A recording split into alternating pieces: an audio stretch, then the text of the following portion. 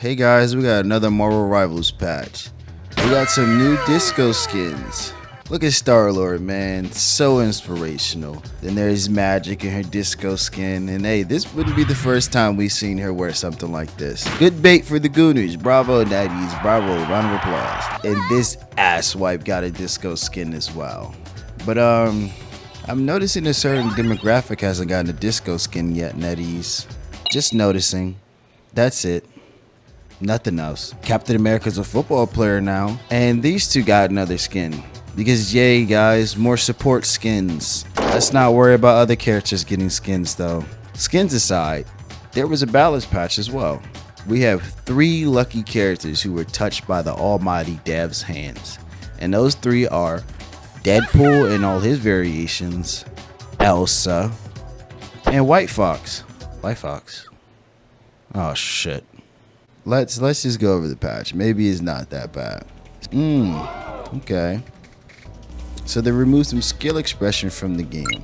Always nice to see. We wouldn't want our players thinking too hard when they're playing their characters. Nice, nice. In all seriousness, I can see this from both angles. When DPS Deadpool is doing all of that bouncing on you, filling up your ear holes with his audio clutter, and placing his load of visual clutter all over your screen, while also pounding your health bar, that's a lot to handle.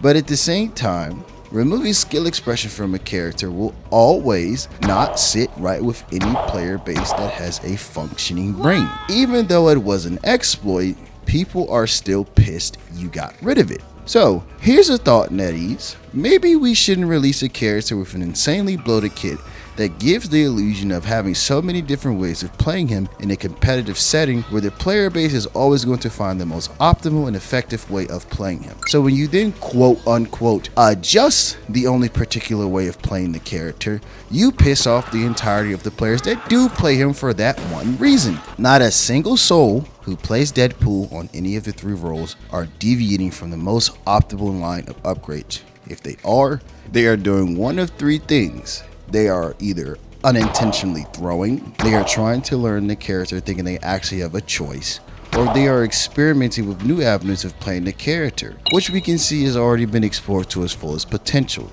So just a thought, Natties, maybe we shouldn't create characters with insanely bloated kits next time.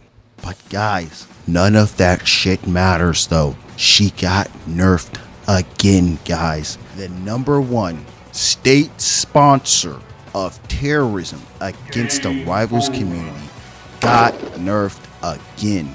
The best brawl character who can also poke, who has insanely high damage, endless uptime, a fucking invisible trap, an overhealth merchant, and probably has the best ult in the game, got nerfed again. We are taking leaps in the right direction, guys.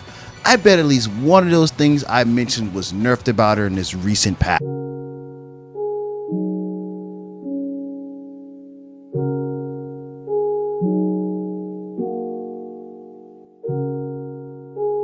I genuinely don't have much to say about this.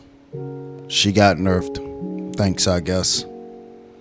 Anyway, let's move on to White Fox now. Her teleport now heals herself, which is nice, I guess. That kind of lowers the skill floor for the character because this is a teleport that drops a shield, heals her teammate, and now it heals herself. That's pretty powerful. There's been a few times where I have gotten someone low and she's just dropped the shield on them and healed them to 4 HP, so it kind of does suck to play against, but I guess they need a self-heal, whatever. And her ult got buffed as well. Now Blessed by the 9 is on a 2-second cooldown, which again, you know, maybe that's too strong, maybe it's not, but at the end of the day, it is a buff. This is an ability that grants people CC immunity, lifesteal, and heals, so you know, the more uptime it has, the stronger it is.